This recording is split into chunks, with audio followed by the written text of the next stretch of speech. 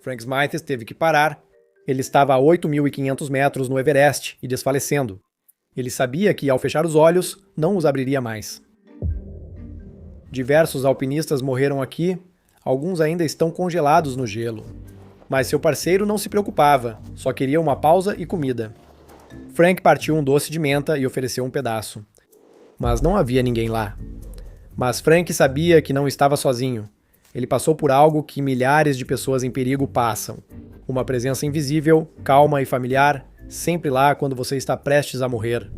Os cientistas o chamam de terceiro homem. Eles até construíram uma máquina que pode invocá-lo. Mas o que a máquina cria e o que os sobreviventes descrevem são duas coisas muito diferentes.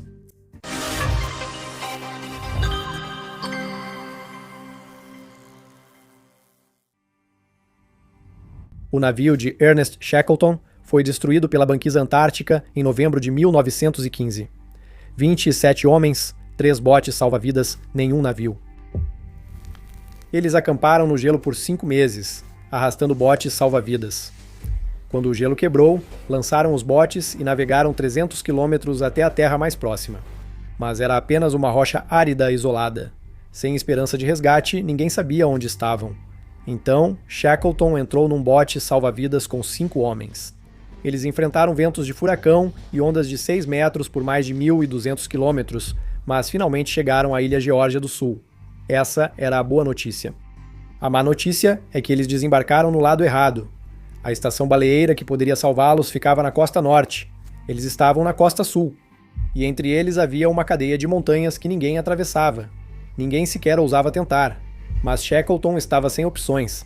Ele escolheu 2 homens para a etapa final, Tom Crean e Frank Worsley. Carregavam 15 metros de corda, um machado pequeno e comida para 3 dias. Sem barraca, sem sacos de dormir, sem boas opções. Se eles ficarem, morrem. Eu vi MacGyver sair de uma ilha uma vez. Tudo o que ele tinha era um kazoo, um dique dental e um churro extra duro. Um churro duro? Bem, não funcionaria com um churro mole. Ok. Mas não há motivo para vergonha. Isso acontece com o churro de todas as vezes. Por 36 horas seguidas, eles escalaram, guiando-se pelas estrelas quando o céu estava limpo. Na maior parte do tempo, subiam no escuro. Em certo momento, ficaram encurralados. Voltar significava morrer congelado. Esperar era morrer congelado. Shackleton enrolou a corda sob os 3 como um trenó, fechou os olhos e eles se lançaram. Eles deslizaram 600 metros gritando o tempo todo. Então eles bateram num monte de neve. E de alguma forma, ninguém morreu. Eles finalmente chegaram cambaleando à estação baleeira, imundos e com queimaduras de frio, mas vivos. 3 homens acabaram de realizar um dos maiores feitos de sobrevivência da história, e cada um deles escondia um segredo dos outros. Só perceberam depois que compartilhavam o mesmo segredo. Semanas depois, Shackleton admitiu primeiro. Muitas vezes me parecia que éramos 4, não 3. Não falei nada sobre isso para Crean ou Worsley. Eu não conseguia me obrigar a olhar para trás. Tinha medo do que poderia ver. Ou pior, o que eu talvez não visse. Worsley disse a mesma coisa, uma presença logo fora do seu campo de visão, acompanhando os seus passos. Eles nunca viram ou ouviram a figura, mas os 3 tinham certeza de que alguém os acompanhava naquela cadeia de montanhas. T.S. Eliot abordou isso em seu famoso poema The Wasteland. Quem é o terceiro que sempre caminha ao seu lado? Quando eu conto, só tem você e eu juntos. Não sei se é um homem ou uma mulher, mas quem é esse que está do seu outro lado? Essa frase deu nome ao fenômeno, o terceiro homem. E 11 anos depois, Charles Lindbergh tentou cruzar o Atlântico sozinho. Mas ele não ficou sozinho por muito tempo.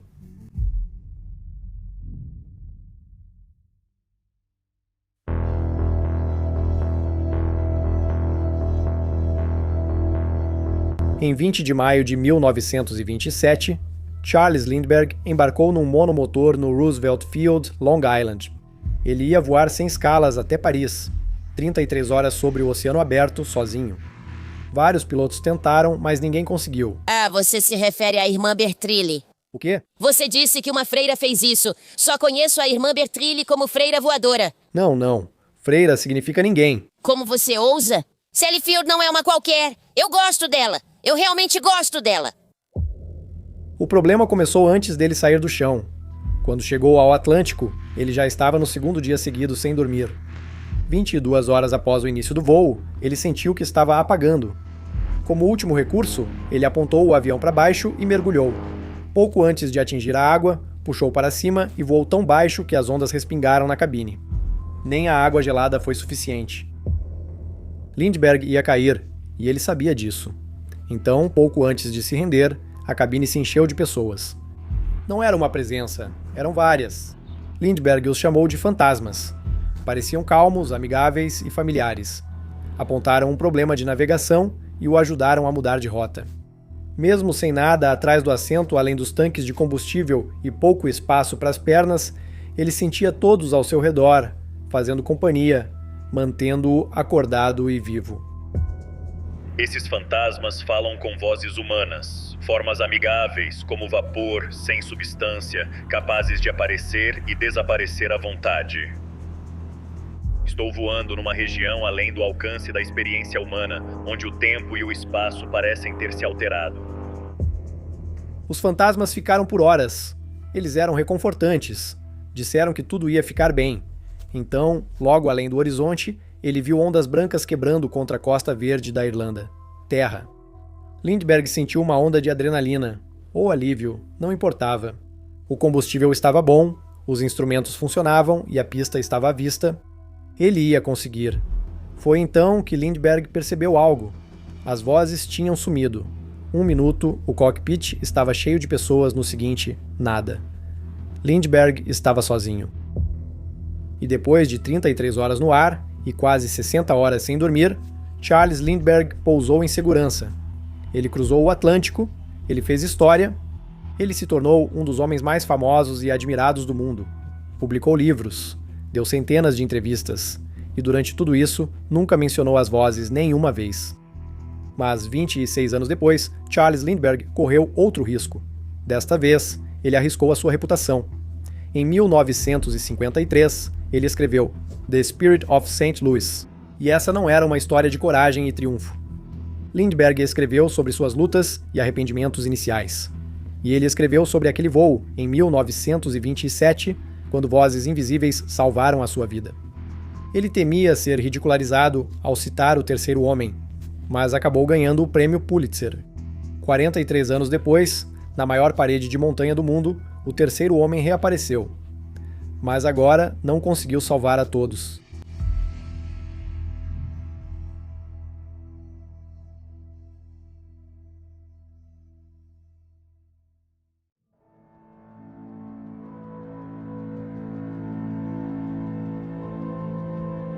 Em 29 de junho de 1970, Reinhold Messner e seu irmão Gunther alcançaram o cume do Nanga Parbat, no Paquistão, conhecido como Montanha Assassina por sua história mortal.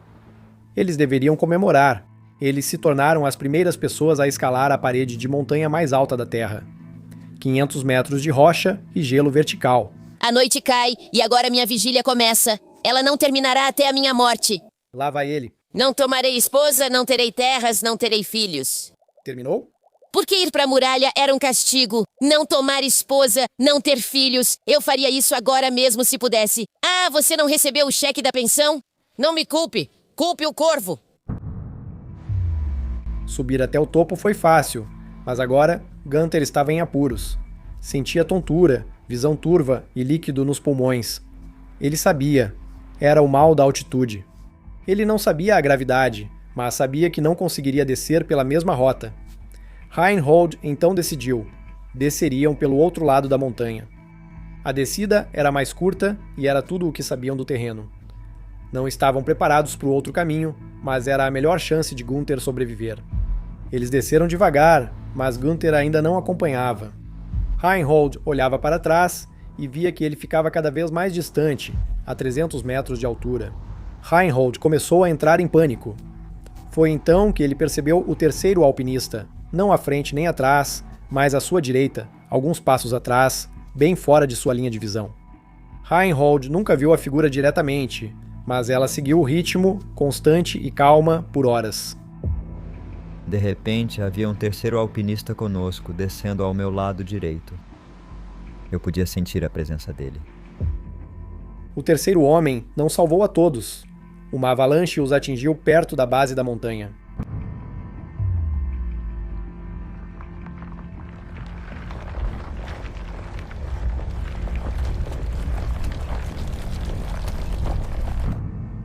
Reinhold sobreviveu por pouco, mas Gunther não. Seus restos só foram achados quase 50 anos depois.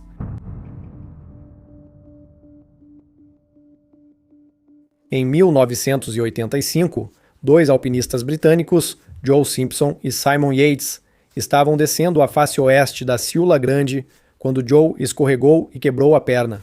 Foi grave. O osso atravessava a pele e a 6.000 metros de altitude não haveria resgate. Eles criaram um sistema. Eles tinham uma corda de 90 metros, com uma ponta amarrada em cada um. Simon ia descendo Joe devagar, deixava ele se posicionar com a perna boa e depois descia também. E eles fizeram isso por horas. 900 metros agonizantes. Uma tempestade começou e eles se perderam de vista. Simon chamou, mas o vento era forte. De repente, sentiu a corda bater nas costelas ao esticar. Uma rajada de vento derrubou Joe da montanha e todo o peso dele puxou Simon. Simon se esforçou ao máximo, mas suas mãos congeladas e um único ponto de apoio dificultavam. Se Joe não conseguisse se segurar logo, os dois cairiam. Simon segurou aquela corda por uma hora inteira enquanto a tempestade piorava. Então, ele ouviu um ruído abafado de raspagem. Sua última âncora estava começando a ceder. Ele ainda não via Joe. Gritou e implorou. Nada. Outra rajada de vento passou rugindo e a âncora escorregou de novo. Se Simon esperasse mais, os dois morreriam. Ele tinha apenas uma opção terrível. Ele cortou a corda. Joe caiu 30 metros na escuridão. Simon achou que ele estava morto. Devia estar, mas não estava. Joe caiu em um monte de neve dentro da fenda, vivo, sozinho no escuro com a perna destroçada. Acima dele, uma queda de 30 metros que ele não podia escalar. Abaixo dele, um abismo sem fundo. Sem comida, sem rádio, sem saída. Então, ele ouviu uma voz. Não eram os seus próprios pensamentos. Era outra voz, clara e calma. Ela disse para ele parar de procurar uma saída para cima. A saída era para baixo. Joe não via o que havia embaixo, mas foi mesmo assim. E por 3 dias, a voz continuou falando. Para qual direção rastejar, quando descansar, quando continuar se movendo. Havia essa voz falando comigo, e era bem clara. Você tem que fazer isso, você tem que fazer aquilo. E eu fazia. Joe arrastou uma perna quebrada por campos de pedras e 3 geleiras, voltando ao acampamento quando Simon se preparava para partir. Simon parecia ter visto um fantasma. Joe disse que talvez um fantasma o salvou e escreveu sobre isso em Touching the Void. Ele não acreditava em fantasmas, Deus, anjos da guarda ou nada disso, mas sabia que aquela voz era real e salvou sua vida. 2 casos, 2 montanhas. Uma presença assistiu um homem morrer e não pôde impedir. Outra salvou um homem de um buraco no gelo. Seja lá o que for o terceiro homem, ele nunca age da mesma forma 2 vezes. 12 anos depois, uma mergulhadora de cavernas perdeu sua linha de vida a 30 metros de profundidade. Ela tinha 20 minutos de ar e o estranho que a salvou não era invisível. Ela o conhecia.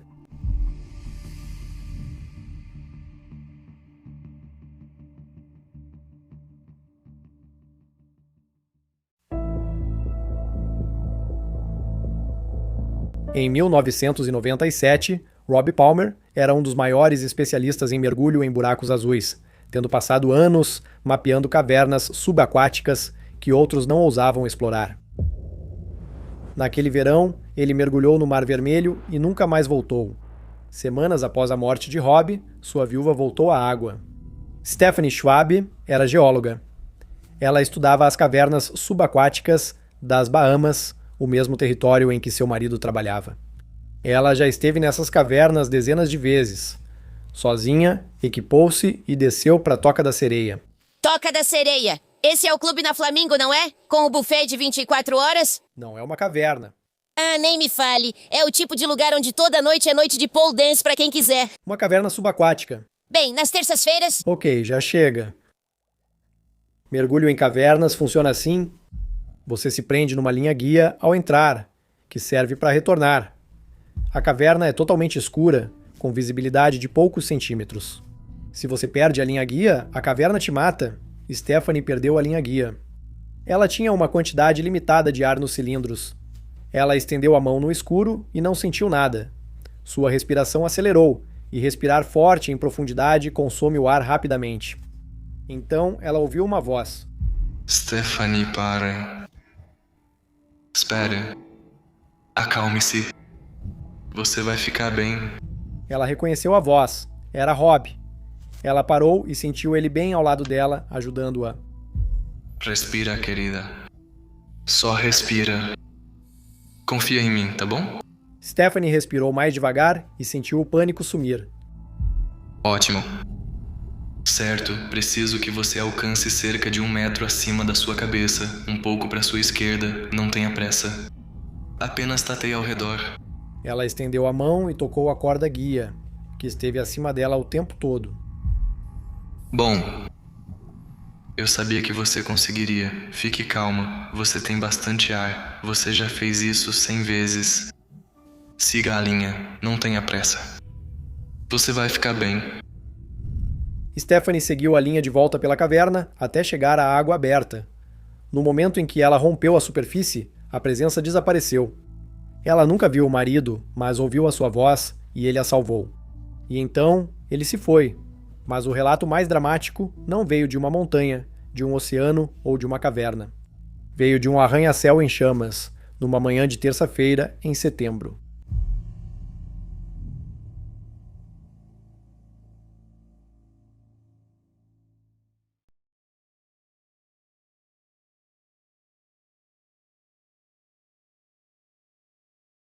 (11 de setembro de 2001, 9h03 da manhã). O segundo avião atingiu a Torre Sul, entre o 77º e o 85º andares. Ron DeFrancesco trabalhava na Eurobrokers, no 84º andar, quando o avião atingiu. Ele estava a poucos andares abaixo da área de impacto. As pessoas acima dele estavam mortas, ou iriam morrer. Ele começou a descer pela escada A, desceu alguns andares e encontrou 2 pessoas subindo. Disseram a ele que a escada abaixo sumiu, consumida pelo fogo. A fumaça deixou o ar irrespirável.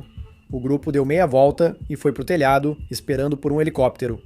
Ron o seguiu por alguns andares, mas então ele parou.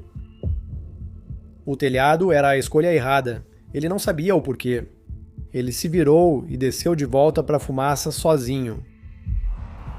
A fumaça era tão densa que o cegava. Uma parede caída bloqueava as escadas. Tentou passar, mas não conseguia respirar e seus pulmões ardiam. Parou. Ele se sentou e decidiu que era ali que ele iria morrer. Ele pensou na esposa, pensou nos filhos. E então ele ouviu uma voz. Levante-se, Ron. Levante-se.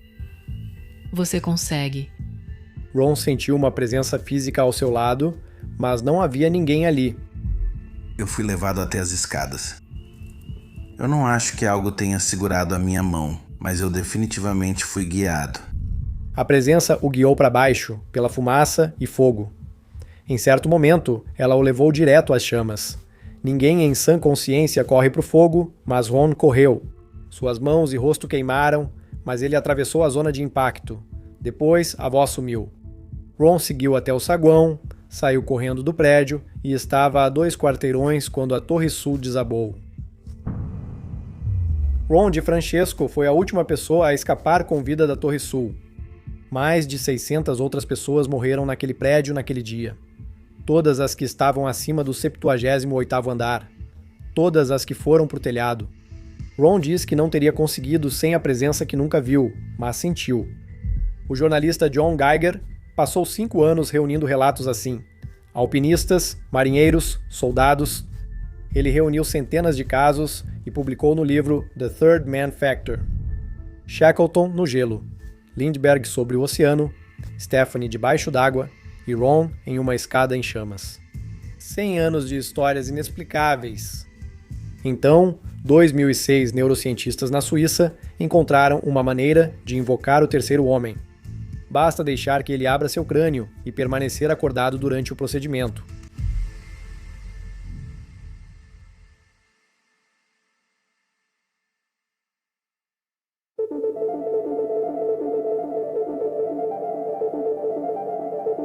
Você tem 22 anos e epilepsia. Está deitado numa mesa de cirurgia com o crânio aberto. Você está acordado para contar aos médicos o que sente ao tocar em seu cérebro. É para eles saberem onde cortar. Se errar por 1 polegada aqui ou 1 centímetro ali, você pode perder a capacidade de falar. Você pode entrar em coma. Você pode morrer. Eles enviam uma corrente elétrica atrás da sua orelha e então surge uma sombra atrás de você. Você não vê, mas sabe que está lá e pode sentir. Quando você se senta, ela se senta. Quando você se deita, ela se deita atrás de você e passa os braços em volta de você. Os médicos desligam a eletricidade e a sombra some. Você não sente mais a presença. Corrente ligada, presença. Corrente desligada, nada. Toda vez. Eles invocaram o terceiro homem. O neurocientista responsável por essa cirurgia era Olaf Blank, e até aquele momento, em 2006, ninguém sabia de onde vinha o terceiro homem. A equipe de Blank estimulou a parte do cérebro que rastreia onde seu corpo está no espaço. A junção temporoparietal esquerda. Atum, batata frita, funhun? Junção temporoparietal. O que eu disse? Ela recebe sinais dos músculos, ouvido interno, olhos e pele, formando uma imagem de onde você está e o que faz. Quando esse sistema falha por exaustão, falta de oxigênio, frio extremo ou um eletrodo, o cérebro constrói essa imagem de você 2 vezes, e você fica consciente de ambas. Mas parece que essa segunda presença pertence a outra pessoa. Em 2014, Blank foi além. A equipe dele criou um robô que imita movimentos humanos. Voluntários vendados ficaram entre 2 robôs, como se aguardassem numa fila. O voluntário toca no ombro do robô à sua frente. O robô que está atrás copia isso em tempo real e toca o voluntário no ombro. Tudo bem. Mas quando as reações dos robôs foram atrasadas em apenas meio segundo, os voluntários sentiram algo. Uma presença atrás deles, não um robô, uma presença, consciente e atenta. Alguns ficaram tão perturbados que pediram para parar. 2 participantes sentiram mais de uma presença na sala devido a um atraso de meio segundo. A equipe de Blank criou uma máquina capaz de gerar o terceiro homem sob demanda. O experimento do terceiro homem provou que, quando a previsão sensorial do cérebro é interrompida, ele atribui essas sensações a um agente externo, em outras palavras, o terceiro homem. Mas há um grande problema com essa teoria. Não é assim que o terceiro homem funciona.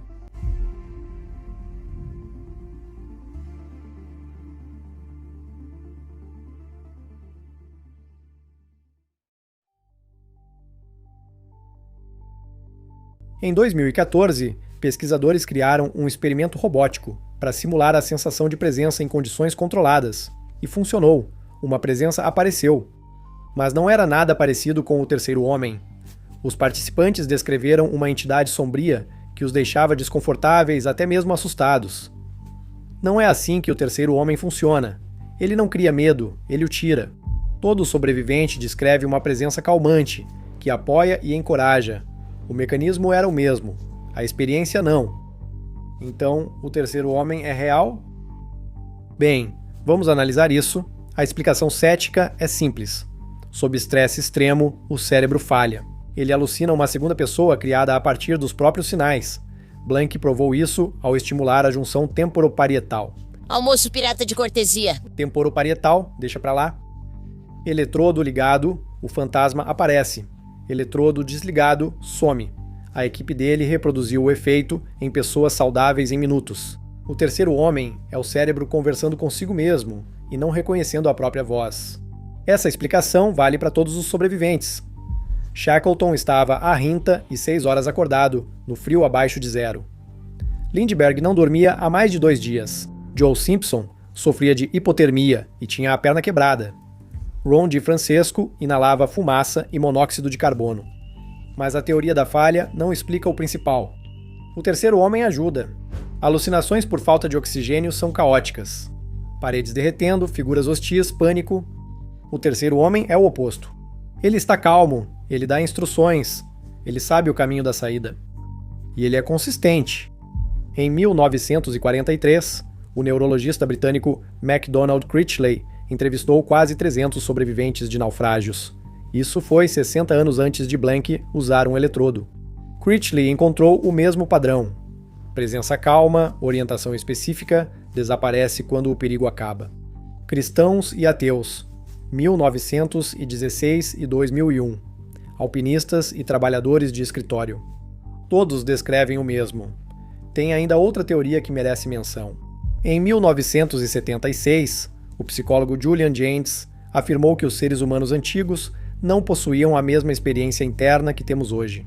Eles ouviam vozes, comandos vindos do hemisfério direito do cérebro, e interpretavam isso como deuses. Jaynes chamou isso de mente bicameral. A teoria diz que, sob estresse extremo, o cérebro retorna para aquele sistema operacional mais antigo. A voz de comando volta. Parece ficção científica, mas essas teorias explicam melhor que um cérebro com defeito. Mas ninguém consegue responder a essa pergunta. Se o cérebro cria o terceiro homem, por que ele cria um salvador? A evolução normalmente não cria sistemas de backup que entram em ação no momento da morte, a menos que funcionem. Sistemas que são calmos, específicos e indicam a direção. Sistemas que sabem para onde rastejar, andar ou nadar na escuridão total. Se o terceiro homem é uma falha, ele é a falha mais útil da história da biologia. Se o cérebro faz isso de propósito, enfrentamos um aspecto da consciência humana que a ciência ainda não mapeou. Algo que percebe quando você precisa de ajuda, surge na hora certa e desaparece quando você está seguro. Os sobreviventes sabem o que sentiram.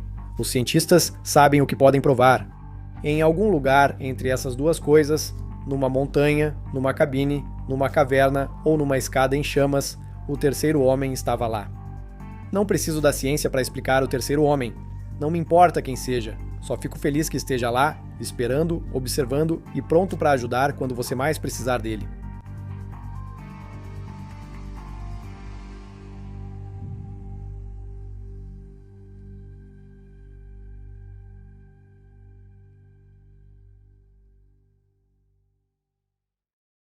Muito obrigado por passar um tempo com a gente hoje. Eu sou o AJ e este é o Hacklefish. Você gosta de mim! Você realmente gosta de mim! Este foi o The Why Files. Se você se divertiu ou aprendeu algo, eu agradeceria se você clicasse em alguns daqueles botões aí embaixo. Curtir, se inscrever, comentar, compartilhar. Essas coisas realmente nos ajudam. E como a maioria dos temas que abordamos no canal, o de hoje foi recomendado por você. Então, se tem uma história que você gostaria de ver ou saber mais, vá até thewhyfiles.com/tips, fale com a gente no Discord, mande um e-mail ou use o chat ao vivo. Você pode entrar em contato com a gente de várias formas. Ei, lembre-se, The Why Files também é um podcast. Você pode levar a gente para onde quiser. 2 vezes por semana eu posto análises aprofundadas das histórias que aparecem aqui no canal e também transmito todos os episódios simultaneamente no podcast. E eu também posto episódios que não seriam permitidos aqui. Chama-se The Why Files, Operation Podcast, e está disponível em todos os lugares. Se estiver ouvindo em uma plataforma de áudio, preste atenção na estrada e não esqueça de seguir e curtir. Isso ajuda muito, obrigado. Agora, se você precisa de mais Wi-Files na sua vida, procure terapia. Não, estou brincando. Dá uma olhada no nosso Discord. Já tem mais de 100 mil fãs lá. Então sempre tem alguém lá, 24 horas por dia, 7 dias por semana, falando sobre as mesmas coisas estranhas que a gente fala aqui. É muito divertido. É uma comunidade ótima. É realmente acolhedora e é grátis para entrar.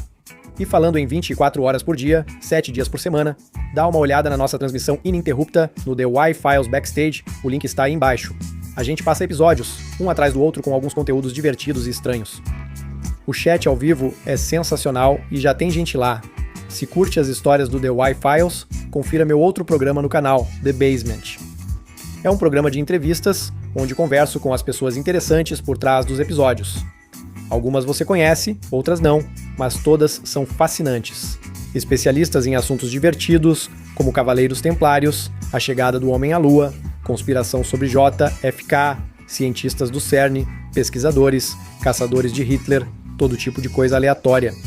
Se quiser sugerir alguém para o programa, me avise. Sempre busco bons convidados. Agradeço aos apoiadores que possibilitaram este canal. Cada episódio de The Why Files é dedicado aos membros do Patreon. Sem vocês, nada disso seria possível. Esses são os recados de hoje. Até a próxima, se cuide, seja gentil e saiba que você é valorizado.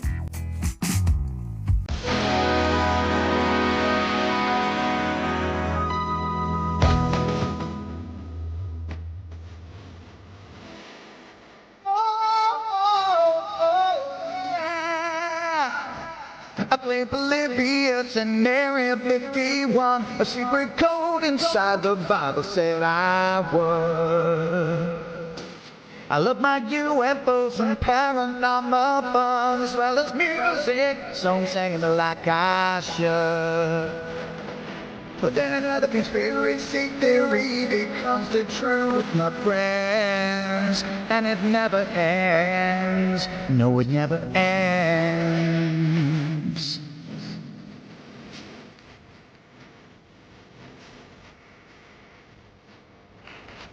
I feel the crack and got stuck inside man's hole with MK Ultra. I'll be only too aware. Did Stanley Kubrick fake the moon landing alone on a film set, or were the shadow people there?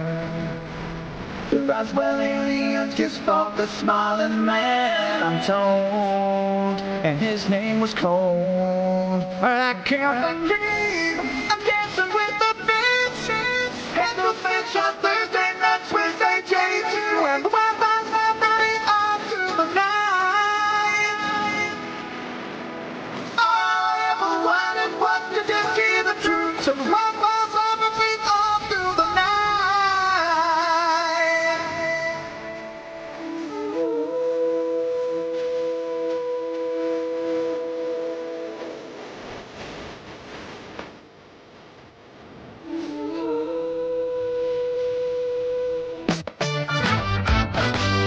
The Mothman sightings and the solar storm still come to Agatha, the secret city underground.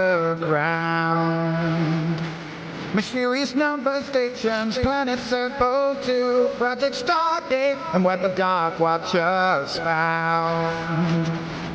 Within a simulation, don't you worry though. The Black Knight satellite, it told me so. I can't believe I'm dancing with the bitches, and the fish on Thursday nights with AJ2, and the Wi-Fi's on the beat on to the night. All I ever wanted was to just hear the truth, so the Wi-Fi's on the beat on to the night. And the fish on Thursday nights with AJ2, and the Wi-Fi's on the beat on to the night.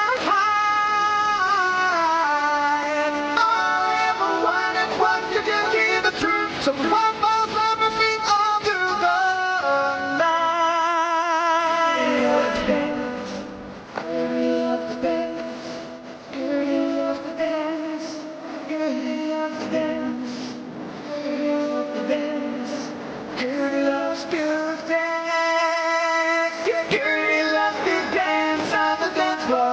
Because she is a camel,